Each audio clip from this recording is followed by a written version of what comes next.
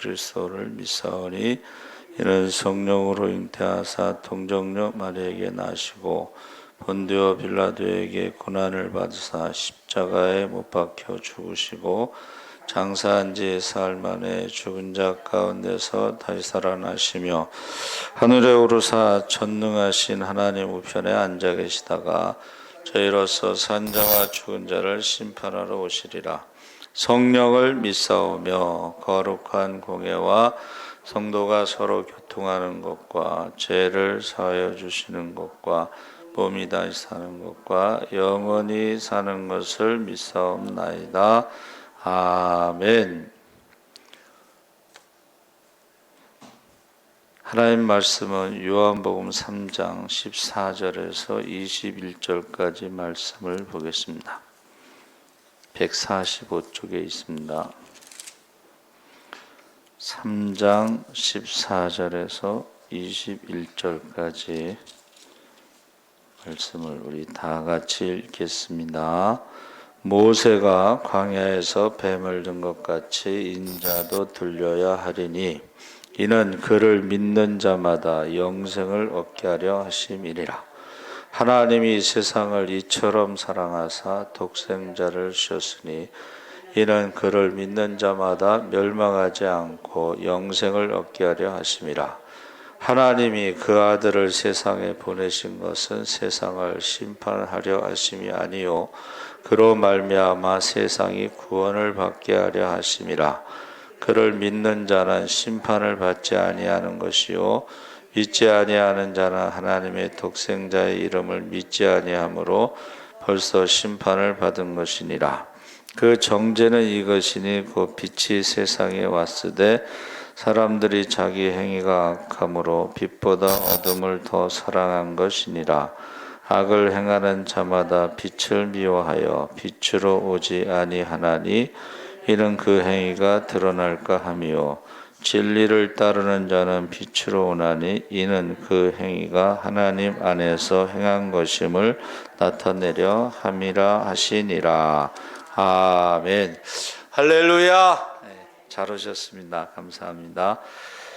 온 세상 위하여 찬송가 505장의 제목이 온 세상 위하여 해서 하나님이 세상을 사랑하셨다는 그 세상은 안 믿는 사람들을 말하는 것입니다. 그렇죠? 그래서 교회는 복음을 교회 안에서만 선포해서는 안 되고 선포된 말씀대로 세상에 나가서 빛과 소금으로 살아가야 되는데 교회가 밖으로 나가야 하는 이유를 첫째는 하나님이 세상을 사랑하셔서 독생자를 주신 것이기 때문이다. 그러니까 세상 안 믿는 자들을 불쌍히 여겨서 그러니까 믿는 자들을 위해서 주님을 보낸 것이 아니고 안 믿는 자들을 위해서 보내셨다 하는 것입니다. 그래서 이 세상이라는 것은 이제 전적으로 자신을 의존하고 복음의 적대자로 등장하는 이방인의 사회에 멸망하도록 결정된 인류를 의미하고 이 세계가 하나님 나라의 영역이고 하나님의 활동 무대다. 그래서 그 웨슬레 목사님이 영국의 웨슬레 목사님, 감리교를 창시한 그 웨슬레 목사님이 유명한 말이 있죠. 세계는 나의 교구다. 세계는 나의 교구다. 그 말대로 감리교가 전 세계에 이렇게 세워졌죠. 세계는 나의 교구다. 그래서 저희 서울신대도 웨슬레 신학을 따르기 때문에 학교 다닐 때 그 얘기를 많이 들었어요. 세계는 나의 교구다. 세계는 나의 교구다라는 건 뭐예요? 전 세계에 나가서 복음을 전하겠다. 그런 의미가 되겠습니다. 근데 그것을 대우 김우중 회장이 세상은 넓고 할 일은 많다. 그러니까 우리나라에서만 뭐 저기 직업이 없다 뭐 이렇게 하지 말고 세상은 넓고 할 일은 많다. 그래서 세계 경영이라고 하는 것을 김우중 회장이 이야기했죠. 사실은 그 뉴질랜드 같은 데는 사람이 없어서요. 지금 못 나가게 한대요. 일하러 온 청년들을 못 나가게 자동으로 비자를 연장시켜 주면서 못 나가게 한. 나갔다가 안 들어올까 봐. 일할 사람이 없어서. 그래서 저는 어느 선교사님이요. 여자 선교사님인데 새벽 기도할 때 그 기도 소리에 놀랐어요. 기도를 그렇게 하시더라고. 전국 방방곡곡에 있는 절이변에서 기도원이 되게 해달라고. 전국에 있는 모든 절이변에서 기도원이 되게 해달라고 그렇게 기도하시더라고. 그래서 제가 기도할 때에 그런 기도를 하죠. 악한 마귀가 우는 사자같이 돌아다니며 말씀하여서 믿는 자를 삼키는데 영적 기상도가 바뀌면서 이 북한산을 중심으로 해서 절이변에서 교회가 되고 기도원이 되고 신학교가 되고 그 샘플이 이제 홍콩의 도풍산 교회라고 그랬죠. 도풍산 교회는 여러분 검색하시면 나옵니다. 도풍산 절에 독일의 선교사님이 머리 빡빡 깎고 들어갔어요. 그래갖고 독일에서 잘렸어. 선교사가 머리 빡빡 깎고 절에 들어갔어요. 근데 이분이 왜 그렇게 했냐면 전도해도 안 되니까 불교에 대해서 공부를 해야 되겠다. 그래서 절에 들어가서 불교 공부를 한 거예요. 거기서 불교 공부하면서 이제 복음을 전해서 도풍산 절에 있는 모든 스님들이 다 세례를 받고 절이라고 하는 간판을 떼어내고 도풍산 교회라는 간판을 붙였어요. 근데 이것을 듣고 감동받은 사람들이, 은혜 받은 사람들이 땅을 기증해서 신학교가 세워져. 도풍산 신학교, 도풍산 기도원. 그리고 그분이 돌아가셨을 때 이제 선교사가 다시 회복이 됐어요. 그리고 그의 그 비석에 영꽃 위에 십자가를 딱 그려가지고 그 비석을 세웠대요. 영꽃 위에 십자가. 그래서 하나님이 세상을 이처럼 사랑하사, 이 말에 세상은 안 믿는 사람들, 멸망할 사람들, 이러한 사람들이기 때문에 교회는 복음을 들고 교회 밖으로 나가야 된다 하는 것입니다. 그래서 세계는 나의 교구다. 세계는 하나님의 활동 무대이다. 그래서 화해된 세계, 하나님이 사랑하시는 세계, 그분이 사랑으로 승리한 세계, 세상은 하나님 나라의 씨가 심겨진 밭이고 세계는 하나님 나라의 복음을 선포하는 무대다. 그 중에요, 사계절이 뚜렷한 대한민국 사람들이 전 세계 어디를 가든지 가장 잘 적응을 한대요. 겨울도 잘 적응하고 여름도 적응하고 세계 어느 나라 가든지 기후에 가장 잘 적응하는 민족이라고 그래요. 그리고 또 한 가지가 있는데, 우리나라는 외국을 침략한 적이 없어. 만약 일본 사람이 선교사로 가면 동남아시아 사람들이 받아들이겠어요. 근데 우리나라는 외국을 침략한 적이 없어, 지배한 적이 없어. 그러니까는 원수가 없는 나라예요, 우리는. 근데 요즘에 조금 외국인 노동자들을 너무 학대해가지고 선교사들이 곤란한데, 과거의 역사는 그렇습니다. 그래서 세상을 위해 교회가 존재한다.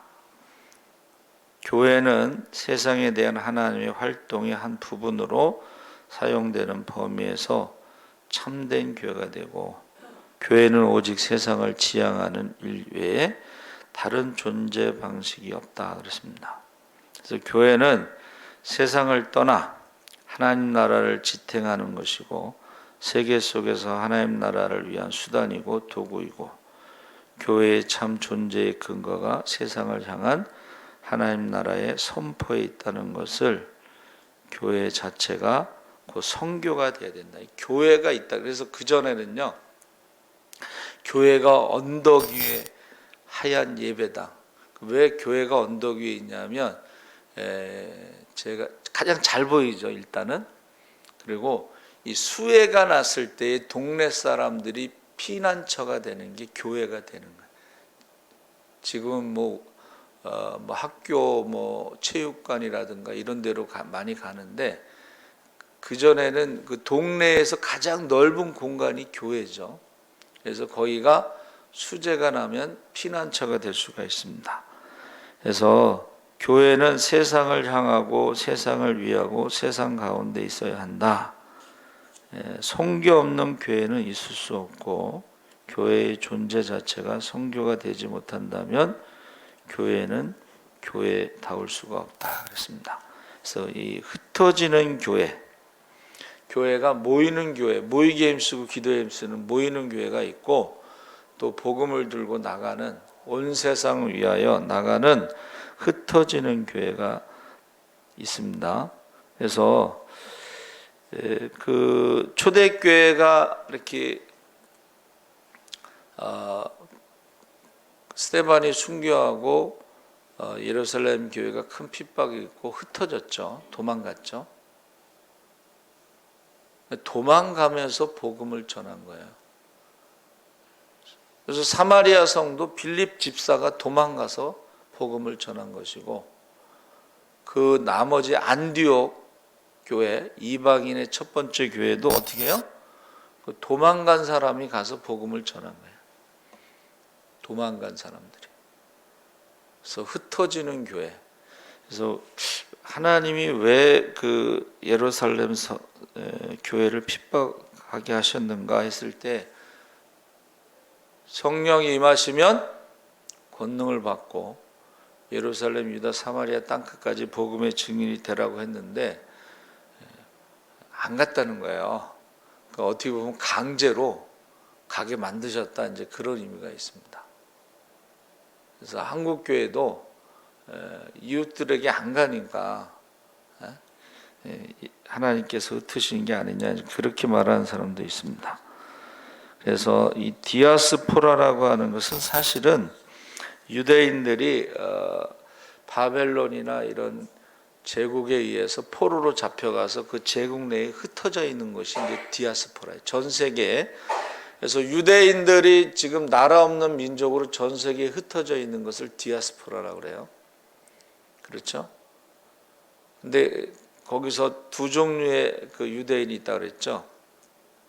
스페인 쪽에 있는 유대인들은 정통파 유대인들이고, 독일 쪽에 있는 유대인들은 비정통파 유대인들인데, 그 비정통파 유대인들이 정통파 유대인들을 핍박하고 학살을 많이 했습니다.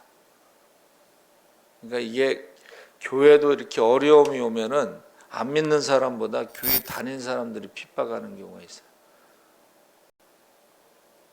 그래서 그 정광훈 목사님을 싫어했던 어떤 목사님 부부가 있었는데, 아는 목사님이 그 설교를 보내줬대요. 설교를. 이제 싫어하니까는 이제 안 들으려고 그러다가 그냥 도대체 이 사람이 어떤 사람인가 하고 설교를 듣고 나서 회개를 했다는 거예요. 그리고 전화를 했어요. 전화한 목적은 이유 없이 이제 이렇게 정치적인 뭐 그런 데모를 하는 걸 보고 미워했는데, 설교를 듣고 자기가 정광훈 목사님에 대해서 잘못 알고 있었구나 하고 회개하면서 눈물로 전화를 한 거예요. 눈물로 전화. 그러니까 이제 모르는 사람들은 굉장히 비판적이에요. 근데 아는 사람들은, 제가 알기로는 그 비판하는 사람들은 그 삶 자체가, 정광훈 목사님 삶 자체가 모든 재산을 가난한 사람들에게 나눠주는 그런 삶을 살았기 때문에 죄송한 표현이지만 발톱에 때만도 못한 인간들이 알지도 못하면서 비판하는 게 아니냐 그런 생각이 들 때가 있어요. 저도 그 목사님만큼 따라갈 수가 없어요. 정말 그분은 다 가난한 사람들에게 나눠줘.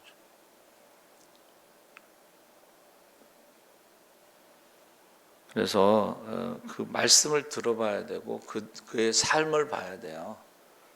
제가 알고 있는 목사님들 중에 정광훈 목사님 발 뒤꿈치도 못 따라간다고 저는 생각을 해요. 그래서 그 회개의 전화를 했다 그래요. 그러니까 이게 우리가 신앙이 우리 안에서만 머물러 있으면 빛과 소금의 역할을 다하지 못하는 것이고, 정말 주님 말씀대로 그들에게 나눠주고 베풀고 섬기면서 사는 것이 우리가 온 세상 위하여 주님께서 이 땅에 오셨고 십자가에서 죽으셨고 그것을 전해야 되겠죠. 그래서 아들을 세상에 보내신 하나님의 목적은 심판이 아니라 구원이기 때문에 불신으로 이미 정죄된 사람에 대한 긍휼과 자비의 하나님께서 그냥 있을 수 없었고, 그리스도 예수 안에 있는 자에게는 결코 정죄함이 없다.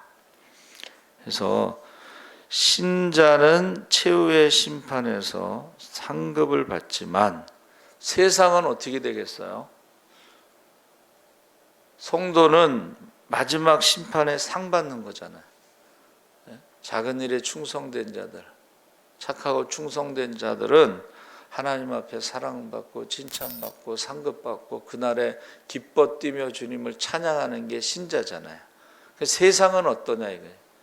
세상은 그날이 가장 고통스러운 날이에요. 가장 슬픈 날이에요. 이를 갈며 슬피 울며 쫓겨나는 날이고 지옥으로 들어가는 날이에요. 그러니까 우리가 교회 안에서만 복음이 머물러 있으면 안 되고 이 복음이 세상으로 나가야 된다는 것입니다. 그래서 예수님이 그들을 심판하신 것이 아니라 예수를 믿지 않는 것 자체가 이미 정죄함, 죄와 사망의 저주 아래 살아가고 있는 거예요. 그래서 여러분 보세요. 안 믿는 사람들의 그 얼굴 표정을 보세요. 누가 주식을 하는데요. 주식이 올라가면 천국으로 올라갔다가 떨어지면 지옥으로 내려가. 그게 안 믿는 사람의 표정이라는 거예요. 믿는 사람들은 욥기처럼 하나님이 나를 높이기도 하고 낮추기도 하고, 높여도 하나님을 찬양했고 낮춰도 하나님을 찬양했어요. 그게 믿는 자의 모습이에요. 그래서 정말 죄 가운데, 죄책 가운데, 불안 가운데, 공포 가운데 현대인들은 살아가고 있다. 그래서 죄인에 대해서 말씀드렸죠. 우리가 죄인이라는 증거는 결국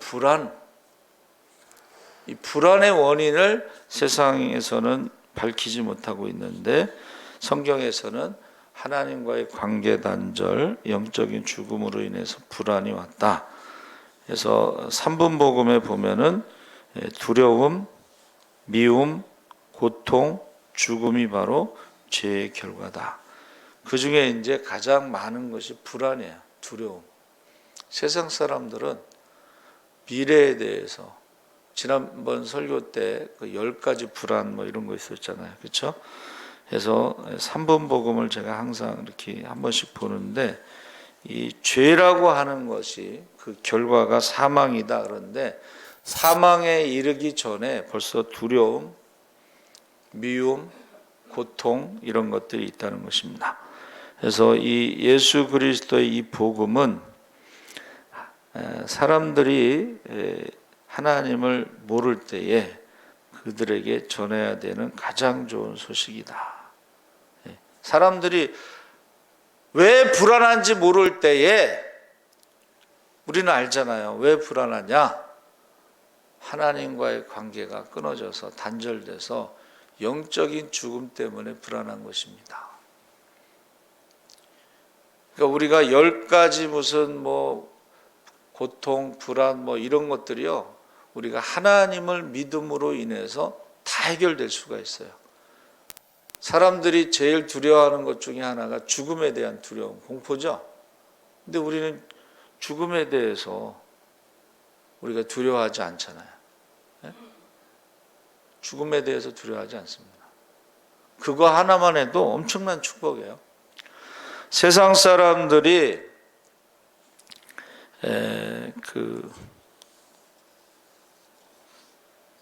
우리가 불교에 대해서 어떤 분이 쭉 얘기했는데, 불교 자체는요, 내일 새벽기도 말씀에 그게 있더라고요. 불교 자체는 인생을 고통의 바다로 보죠. 고통의 바다. 그러니까 너무 잘 연구를 많이 해놨어. 인생은 고통이라는 거에 대해서.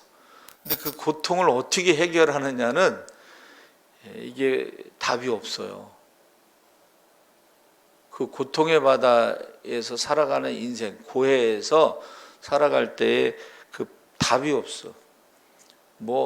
수십 겁을 시간을 지나서 비단으로 바위를 쓸어서 없어지는 시간을 우리가 돌을 닦아야지 번뇌에서 벗어나고 어떻게 된다. 그거는 확률상 제로야. 그건 없는 거를 말하는 거야.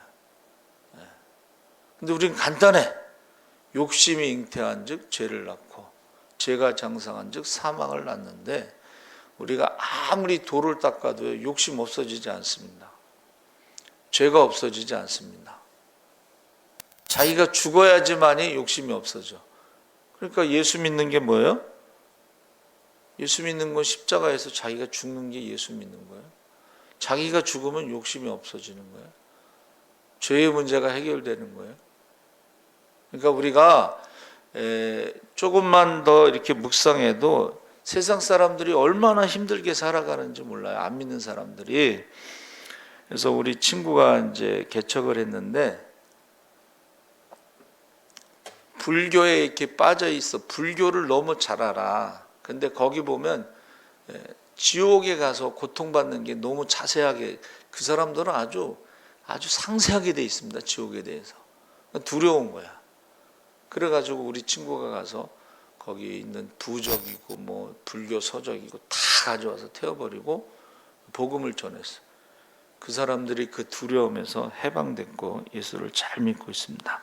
그래서 우리가 가지고 있는 이 복음은, 세상을 사랑하사 독생자를 주셨으니 이는 저를 믿는 자마다 멸망하지 않고 영생을 얻는다고 하는 것을 전해야 돼요. 누가 전하겠어요? 우리가 전해야지. 그렇죠? 그래서 영국의 선교 역사 중에 아주 감동적인 이야기가 있는데, 선교사이며 학자인 존 윌리엄즈가 1839년 11월 20일에 처음으로 뉴 헤벌리지스 제도에 도착했어요. 학자, 공부도 많이 하고 이런 선교사님인데 상륙 즉시 해변에서 살해됐어요. 복음을 전하기도 전에 그냥 죽었어요. 두 번째로 해리스 목사가 들어갔는데 3일도 안 돼서 학살됐어요. 세 번째로 존 골드 내외가 들어가서 원주민과 사귀는데 성공했지만 백인을 증오하는 토인에게 암살되었어요. 그 후에 맥레이 선교사가 도전했는데 1년이 못 가서 암살되었어요. 다섯 번째로 상륙한 사람은 수년 전에 순교한 존 골드의 동생이었는데, 골드 목사가 무사히 받아들여져 현지 언어를 연구하고 신약 성경 번역을 착수하고 사도행전 7장을 번역하는 날, 그가 스데반의 순교 부분 원고를 그의 피로 적시었다. 40년 뒤에 일곱 번째 선교사가 로버트슨인데 또 상륙했어요. 그런데 40년 뒤에 30개의 섬에 있는 전 주민이 기독교인이 되는 놀라운 결과가 나타났습니다. 많은 선교사들의 공통적인 이념은 초대 순교자인 윌리엄즈 목사의 신앙을 계승한 것이라고 합니다. 그가요, 복음의 전진은 중지될 수 없다. 나는 내 뜻으로 이 섬에 들어가는 것이 아니라 하나님의 보내심을 받은 것이므로 나는 갈 수밖에 없다. 구세군의 창시자 윌리엄 후스 내장에게 신문기자가 질문했어요. 다가올 미래와 말세에 어떤 위험이 오겠습니까?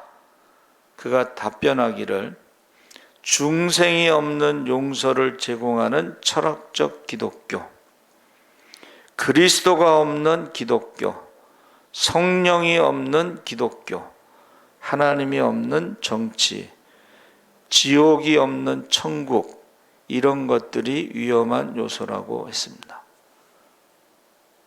복음이 전파되지 않는 교회와 기독교의 위험성을 말하는 거예요. 천국과 지옥 얘기할 때 지옥 얘기를 안 한다는 거예요. 그래서 가장 위대한 삶을 살았던 사람들은 복음적으로 살았다. 그 중에 바울이 죄인 중에 괴수였지만 복음이 그로 하여금 성도의 으뜸이 되게 하고, 베드로는 보잘것없고 비천한 어부였지만 복음이 그를 위대한 전도자로 만들었습니다. 존 버녀는 서투른 땜쟁이에 지나지 않았지만 복음이 그를 위대한 전도자로 만들어 놓았습니다. 루터는 엄격한 의식주의자였지만 복음이 그를 위대한 개혁주의로 바꾸어 놓았습니다. 복음은 받아들이는 누구에게 역사에 전혀 다른 사람을 만들어냅니다. 그러므로 이 복음은 교회 안에나 성도의 가슴 안에만 갇혀 있어서는 안 됩니다. 세상을 향하여 교회 밖으로 나아가고 그 어떤 지경을 넘어가서 그 복음의 영향이 멀리 파급되어야 할 것입니다. 제가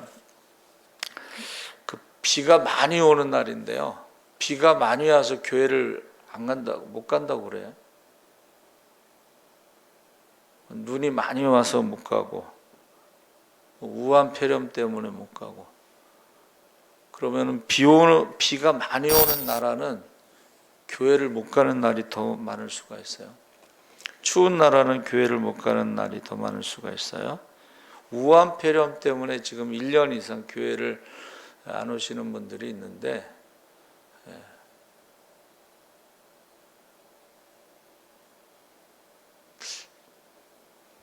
어떻게 이거를 이해를 해야 될지 모르겠습니다. 여러분, 세상 사람들은 무서워할 수 있어요.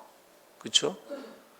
근데 예수 믿는 사람이 왜 무서워서 예배를 못 드리느냐? 이거는 설명할 방법이 없어요.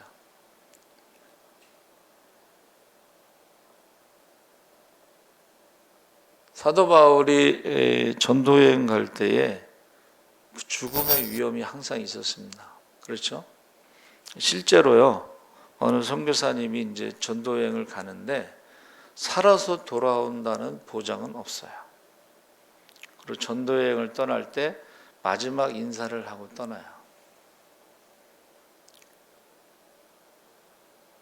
우리가 하나님을 두려워해야지 사람을 두려워하고 어떤 환경을 두려워하고, 이거는 복음하고는 좀 맞지 않는 것 같아요. 복음은 멸망하는 자들에게는 미련한 것이지만 구원을 얻는 우리에게는 하나님의 능력입니다. 그래서 저와 여러분이 자녀들에게 지금 이걸 보여줘야 돼요. 근데 자녀들에게 우한 폐렴 때문에 예배 안 드리고 이런 거 보여주면 안 돼요. 그 자녀들의 신앙이 어떻게 되겠어요? 그리고 마지막 때에는 처처의 기근과 지진과 전염병이 더 많이, 이제 재난의 시작이에요. 앞으로 무한폐렴보다 더 무서운 전염병이 돌 거예요. 왜 그런지 아세요? 지구 온난화로 인해서 동토 얼어붙었던 땅이 풀리면서 고대의 바이러스가 부활한다는 거예요. 근데 고대의 바이러스는 인간의 면역력이 없습니다. 그래서 술록대가 집단으로 죽었어요. 술록대가 집단으로 죽는다는 것은 인간도 역시 집단으로 죽을 수 있다는 거예요. 우리가 잘 해야 돼요. 자녀들에게 신앙을 잘 보여줘야 돼요. 시편 91편에 왼쪽에 1000명이 오른쪽에 10,000명이 쓰러져도 하나님께서 지켜주신다고 했는데, 그리 아니하실지라도 풀무불에 들어갔는데, 그리 아니하실지라도 사자굴에 들어갔는데,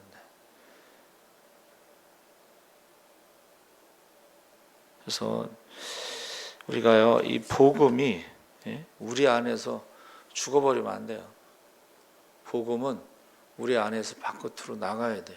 삶에 보여줘야 돼. 그래서 그 사랑한다 이 말은요, 그 헬라어에는 이제 크게 네 가지가 있는데, 다른 사랑은 전부 자기를 위한 사랑이에요. 한마디로 말하면. 근데 아가페라고 하는 신약 성경의 명령은 이것은 다른 사람을 위한 사랑이고 희생을 말하는 거예요. 고난, 희생. 그러니까 이것을 세상 사람들은 아니 왜 남을 위해서 희생하고 고난을 당하냐 이해할 수가 없는 거예요. 근데 아가페는 그런 희생을 말하는 거예요. 그리고 다른 사랑은 다 자기의 즐거움, 나를 위한 사랑이에요. 교회는 나를 위한 사랑을 하는 것이 아니고 다른 사람을 위해서 사랑하는 것인데, 그게 희생이고 섬기고 그것이 고난이에요. 예수님께서 십자가에서 죽으실 때 누구를 위해서 죽으셨어요? 죄인들을 위해서 죽으셨어요. 신약 성경의 모든 사랑하라는 것은 아가페의 명령이지 나를 위해서 사랑하라는 명령은 하나도 없어요. 우리가 다른 사람을 위해서 사랑하고 희생하고 섬길 때요, 주님의 사랑을 체험하는 거예요. 우리가 자녀를 기를 때에 부모의 사랑을 체험하죠. 우리 엄마 아빠도 부모님도 이렇게 나를 사랑했구나. 근데 자녀들은 그걸 잘 모르잖아요. 그렇죠? 자녀를 낳아서 길러봐야 된다고. 그래서 우리 친구 아버님이 좀 일찍 돌아가셨을 때 막내 남동생이 물고기 잡으러 가더래. 놀고. 아버지가 죽었는데 물고기 잡으러 가고 놀더라는 거예요. 여러분, 저와 여러분이 이 복음은 하나님이 세상을 이처럼 사랑하사 독생자를 주셨으니 이는 저를 믿는 자마다 멸망치 않고 영생을 얻게 하려 하심이라. 그것을 전하시는 저와 여러분 되시기 바랍니다. 아멘. 살아계신 하나님 아버지, 교회 안에서만 복음이 선포되고 내 안에서만 복음이 갇혀 있지 않고 이제 교회 밖으로 빛과 소금으로 나를 위한 사랑이 아니라 다른 사람을 위한 사랑, 희생으로 우리가 복음을 전할 수 있게 하여 주시옵소서. 감사하며 예수님의 이름으로 기도하옵나이다. 아멘. 우리 새신자들을 위해서 기도해 주시고, 사순절에 기도하고 금식하고 구제하고 묵상할 때에 기적이 일어나도록 축복의 문이 열리도록 기도해 주시기 바랍니다.